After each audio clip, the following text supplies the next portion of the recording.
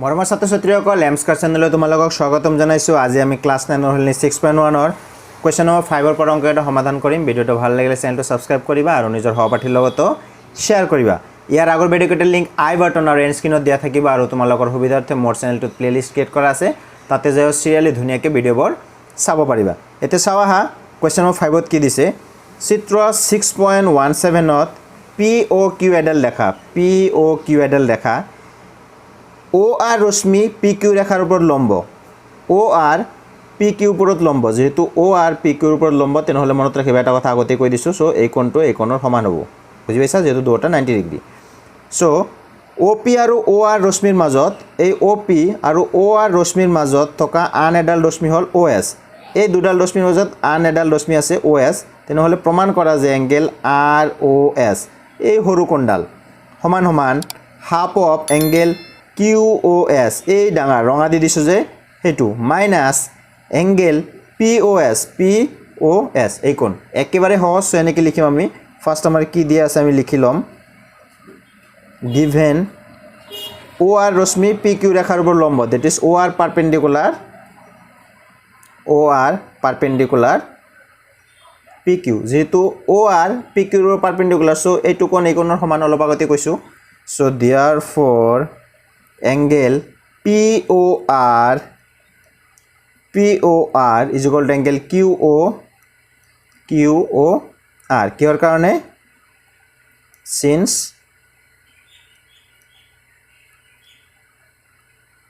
প্ৰতিটো কোণ কিমান ডিগ্ৰী? 90 ডিগ্ৰী। এতিয়া চোৱাচোন POR মানে কি লিখিব পাৰোঁ? POR মানে কি লিখিব পাৰোঁ? PORক এইটো ভাগ কৰিছে, হয় না? এইটো ভাগ কৰি দুটা কোণ বনাইছে। তেনেহ'লে এই দুটা কোণ যোগ কৰিলে এইটো কোণে পাম। চ' এনেকৈ লিখিম এইটো কোণ যোগ এইটো কোণ। চ' PRক আমি এনেকৈ লিখিম angle POS this is POS is equal two plus ROS চোৱাচোন হ'ল না নাই? POS এইটো কোণ যোগ ROS এইটো কোণ, এই যোগ কৰিলে কি POR বা ROP চেম থিং। POR এই কোণটো পাম না নাই? এইটো কোণ যোগ এইটো কোণ মিলি এই সম্পূৰ্ণ কোণ, সেইটোৱে লিখিছোঁ POS প্লাছ ROS ভাগ কৰি লিখিছোঁ। এতিয়া চোৱা QORটোক আমি কি লিখিব পাৰোঁ? আমাক কুৱেশ্যনত লাগে কি QS। চ' ইয়াতে আছে QORটোক আমি এনেকৈ লিখিব পাৰোঁ। তোমালোকৰ সুবিধাত তেনেকৈ ৰঙা চিন দি দিছোঁ। QORটোক লিখিব পাৰোঁ। চোৱা এই ডাঙৰ কোণ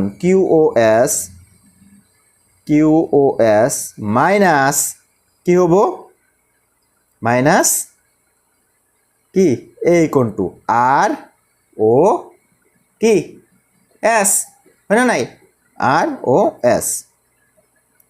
ROS চোৱাচোন এই ৰঙা এই সম্পূৰ্ণ কোণৰ পৰা ROS এইখিনি কোণ বাদ দিয়া কি থাকিব? তেনেহ'লে এই কোণটো থাকিব না নাই? এই কোণটোৰ নাম কি? QOR। চ' এইটো এনেকৈ লিখিছোঁ। চ' এতিয়া চোৱাচোন এইফালে ROS আছে, এইফালে মাইনাছ ROS আছে। মাইনাছটো এইফালে লৈ আহা আৰু POSটো এইফালে ঠেলি দিয়া। চ' এইফালে কি হ'ব আমাৰ? চ' এইফালে আমি দিছ ইজ ROS, এই মাইনাছটো এইফালে আনা প্লাছ ROS, মাইনাছটো প্লাছ হৈ যাব। এইটো প্লাছ আছিলে সেইফালে লৈ যোৱা। প্ৰথমতে এইফালে কি আছে লিখি লোৱা POSটো এইফালে লৈ লোৱা মাইনাছ POS হ'ব, হয় না? এতিয়া চোৱাচোন ROS প্লাছ ROS কি হ'ব? 2ROS is equal to angle QOS minus angle POS। চ' এতিয়া চোৱা দুইটো এইফালে লৈ গ'লে কি হ'ব? Angle ROS is equal two দুইটো এইফালে ল'লে তলত যাব হাফ, হয় না? Half of angle QOS minus angle POS। এইটোতো আমাৰ বিচাৰিছিল কুৱেশ্যনত, হয় না? Half of angle QS equal to minus POS। চ' হৈ গ'ল আমাৰ, পাই গ'লোঁ। চ' প্ৰমাণিত হৈ গ'ল আমাৰ। চ' এনেকৈ লিখি দিম আমি প্ৰুফ। চ' এইটো ইউনিটৰ আমি লাষ্ট কুৱেশ্যন, দেট ইজ 6 নম্বৰ কুৱেশ্যনটো চাম আমি এতিয়া 6 নম্বৰ কুৱেশ্যনত কি দিয়া আছে চোৱা। দিয়া আছে angle XYZ is equal two 64 degree আৰু XYক P বিন্দুলৈ বঢ়াই দিয়া হৈছে। প্ৰথমত কি দিয়া আছে?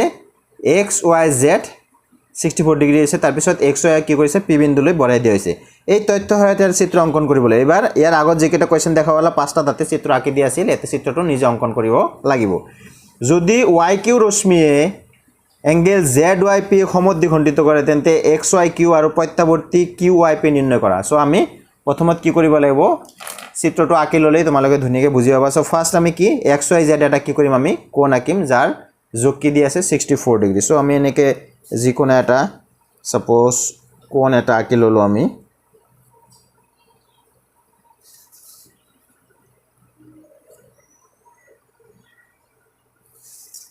say this is x, this is y, and say this is z. x y z মই চোৱা চিত্ৰটো কেনেকৈ আঁকো তোমালোকে ষ্টেপ বাই ষ্টেপ চাবা x y z কিমান দি আছিল 64 ডিগ্ৰী তাৰপিছত কি হৈছে x y ক p বিন্দুলৈ বঢ়াই দিয়া হৈছে x y ক কি তেনেহ'লে এইফালে বঢ়াই দিওঁ p বিন্দুলৈ চ' এনেকৈ say this is p say to p বিন্দুলৈ বঢ়াই দিলো যদি y q ৰশ্মি z y p তেনেহ'লে চোৱা z y p এটো এটা কোণ হৈছে না নাই y q ৰশ্মি তাৰ মানে নিশ্চয় এটা ৰশ্মি আছে সেই ৰশ্মিটো কি z y p কি কৰিছে সমদ্বিখণ্ডিত কৰিছে তাৰ মানে এই কোণটো কি কৰিছে ধৰি ললো ইয়াতে এটা কোণ উৎপন্ন হৈছিল ধৰি ললো কি ইয়াতে হৈছে কোণ উৎপন্ন সো এটোক আমি কি কৰি দিম y q কি কৰিছে সমদ্বিখণ্ডিত কৰিছে দ্যাট ইজ সমান দুই ভাগে ভাগ কৰিছে সো এটোক আমি তোমালোকে মোটামুটি ভাবে আঁকিলেই হল একেবাৰে যে সমান দুই ভাগ হ'ব লাগিব হেনেকুৱা কথা নহয় আমি হাতে দি আঁকিছো তো সো এটোক আমি কি কৰিছে yq এই বাস আমাৰ চিত্ৰটো কমপ্লিট হৈ গ'ল সো আসলে এতিয়া আমি যিখিনি আমাৰ তথ্য দিছে সেইখিনি হিচাপত আঁকিছো নাই xy z 64 degree xy p বিন্দুলৈ বঢ়াই দিছো yq ৰশ্মি zy p কি কৰিছে সমদ্বিখণ্ডিত কৰিছে তেন্তে কি কি উলিয়াব লাগে আমাৰ xyq এই সম্পূৰ্ণ কোণটো আৰু প্ৰত্যাৱৰ্তী qyp ইয়াৰ আগত আমি প্ৰত্যাৱৰ্তী কোণ এটা পাইছিলো সো qyp প্ৰত্যাৱৰ্তী উলিয়াৰ আগতে আমাৰ qyp কোণটো উলিয়াব লাগিব তাৰ পিছত তাৰে পৰা 360 ডিগ্ৰী বাদ দিলে আমি প্ৰত্যাৱৰ্তীটো পাই যাম সো স্টেপ বাই স্টেপ আমি কৰি যাম সো এনেকৈ লিখিম আমি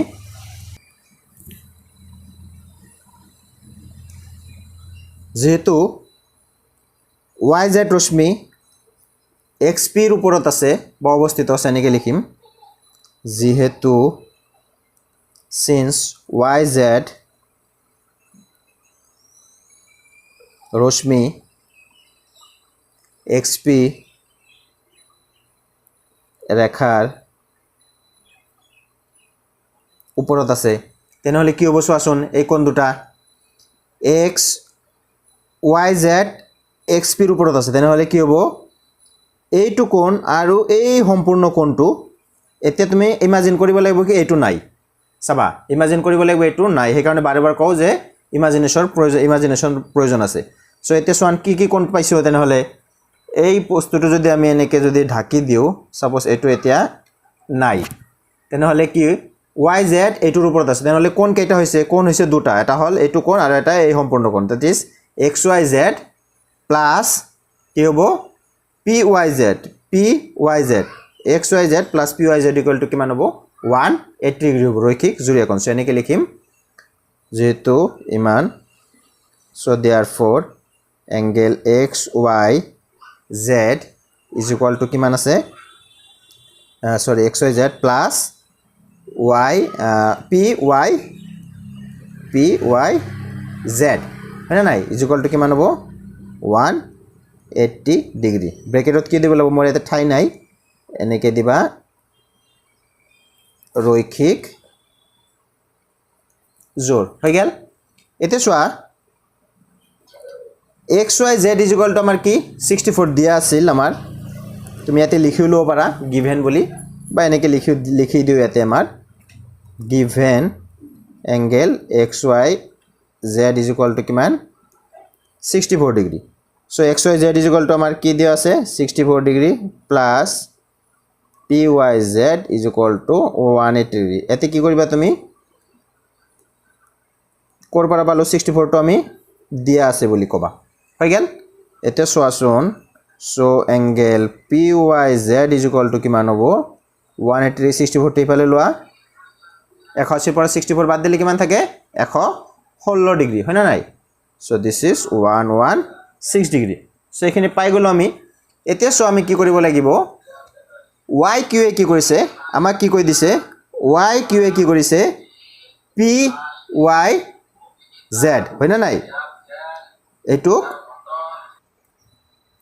চাবা আমাৰ কোৱেশ্চনত কি কৈছে ওয়াই কিউৱে জেড ওয়াই পিক জেড ওয়াই পি মানে পি ওয়াই জেড ওয়াই আমি এই এটা কোণক কেনেকৈ লিখিব পাৰি আমি পি ওয়াই জেড বা জেড ওয়াই পি তোমালোকে ইয়াৰে পৰাই প্ৰথমৰ পৰাই আৰম্ভণিৰ পৰাই ইয়াতে পি ওয়াই জেড নি লিখি ইয়াতে কি কৰিব পাৰা জেড ওয়াই পি লিখি দিয়া তেনেহ'লে বেছি সুবিধা হ'ব এটা কাম কৰা তোমালোকে এই গোটেইকেইটা মই ঠিক কৰি দিছোঁ এইটোও কিন্তু শুদ্ধ সম্পূৰ্ণ শুদ্ধ কিন্তু যেহেতু ইয়াতে কোৱেশ্চনত জেড ওয়াই পি দিছে আমি জেড ওয়াই পি হিচাপত লিখোঁ পি ওয়াই জেড নি লিখি ইয়াতে কি লিখিম আমি তোমালোকে অভাৰ ৰাইটিং নকৰিবা জেড ওয়াই পি বুলি দিবা চ' this is Z Y P বুলি দিবা এইটো জেড ওয়াই পি বুলি দিবা আৰু যদি এনেকৈ যদি লিখি পেলাই দিয়া তেনেহ'লে আৰু এটা লাইন লিখি দিবা কি পি ওয়াই জেড বা Z Y P is equal to 116 degree একেবাৰে সম্পূৰ্ণ শুদ্ধ কিন্তু পাৰিলে তোমালোকে প্ৰথমৰ পৰা এনেকৈ লিখিবা চ' মই এনেকৈ ঠিক কৰি দিছোঁ Z Y P equal to কি পালোঁ আমি 116 পালোঁ হয় না জেড ওয়াই পি এইটো মই ভালকৈ লিখি দিছোঁ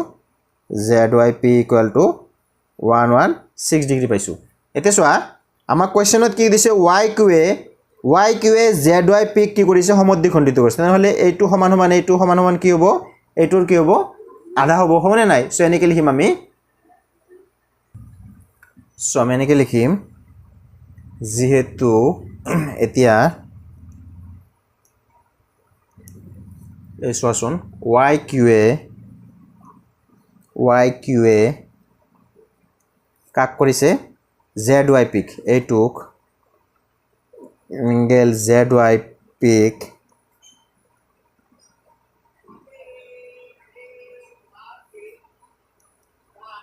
সমদ্বিখণ্ডিত কৰে যেহেতু সমদ্বিখণ্ডিত কৰে তেনেহ'লে এইটো কোণ সমান সমান এইটো কোণ is equal to half of এই সম্পূৰ্ণ কোণ হয় না নাই চ' এই কোণটোৰ নাম therefore angle Z Y Q angle Z Y Q is equal to angle Q Y P is equal to angle Q Y P is equal to half of এইটো জেড ওয়াই পি বুজি পালা এইটো এটা numbering কৰি দিব পাৰা সে this is number 1 নকৰিলেও কোনো অসুবিধা নাই সো কি গম পালোঁ আমি যেহেতু ওয়াই কিউৱে এই কোণটোক মই ৰঙা চিন দি দিছোঁ যেহেতু এই কোণটোক সমদ্বিখণ্ডিত কৰিছে সেইকাৰণে কি সমদ্বিখণ্ডিত মানে কি এইটো সমান সমান এইটো তেনেহ'লে কি এই সম্পূৰ্ণ কোণটোৰ কি হ'ব এই দুটাই কি হ'ব আধা হ'ব সো সেইকাৰণে লিখিলোঁ কি Z Y Q is equal to Q Y P is equal to half of Z Y P এতিয়া এই ভেলুটো বহাই দিম জেড ওয়াই পি মানে কি 116 ডিগ্ৰী ইয়াতে লিখিম একৰ পৰা হয় না চ' 116ক যদি তুমি কি কৰা 2 দি হৰণ কৰি দিয়া তেনেহ'লে কি পাম আমি 58 degree so' is equal two 58 degree এতিয়া আমাৰ কুৱেশ্যনত কি কৈছিল আমাৰ কুৱেশ্যনত লাগে এক্স ওয়াই কিউ মানে কি হ'ব এইটো কোণ প্লাছ এইটো কোণ পাই গ'লোঁ এইমাত্ৰ এক্স ওয়াই কিউ সৰি জেড ওয়াই কিউ পাই গ'লোঁ 58 তেনেহ'লে 64 প্লাছ 58 ইজ ইকুৱেল টু কি হ'ব এক্স ওয়াই এইটো হ'ব এতিয়া চোৱা আমি এনেকৈ লিখিম therefore এংগেল এক্স ওয়াই কিউৰ মান উলিয়াব দিছে X Y Q is equal to তোমালোকক দেখাই দিলোঁ যে কি হ'ব angle X Y Z plus angle Z Y Q হয় না নাই চোৱাচোন X Y Z plus Z Y Q সমান সমান কি হ'ব এক্স ওয়াই কিউ চ' এইটো 64 দিয়া আছিল আৰু এইটো মাত্ৰ পালোঁ এই দুটো যোগ কৰি দিলে পাই যাম চোৱা চ' এক্স ওয়াই জেড মানে 64 দিয়া আছিল প্লাছ জেড ওয়াই কিউ মানে এই মাত্ৰ পালোঁ 58 চ' 64 আৰু 58 যোগ কৰিলে আমি কিমান পাওঁ 122 ডিগ্ৰী চ' এটা পালোঁ আমি হয় না নাই এই পোৰ্শনটো আমি পাই গ'লোঁ এটা পালোঁ আৰু এটা কৈছে আমাৰ কি প্ৰত্যাৱৰ্তী কিউ ওয়াই পি উলিয়াব লাগে চোৱাচোন প্ৰত্যাৱৰ্তী কি উলিয়াব লাগে প্ৰত্যাৱৰ্তী কিউ ওয়াই পি আমি কিউ ওয়াই পি কিমান পাইছোঁ 58 ডিগ্ৰী তেনেহ'লে প্ৰত্যাৱৰ্তীটো কিমান হ'ব 360 minus QIP that is 58 degree বাস হৈ গ'ল সো এটা এনেকৈ লিখিম ডাইৰেক্ট লিখি দিম therefore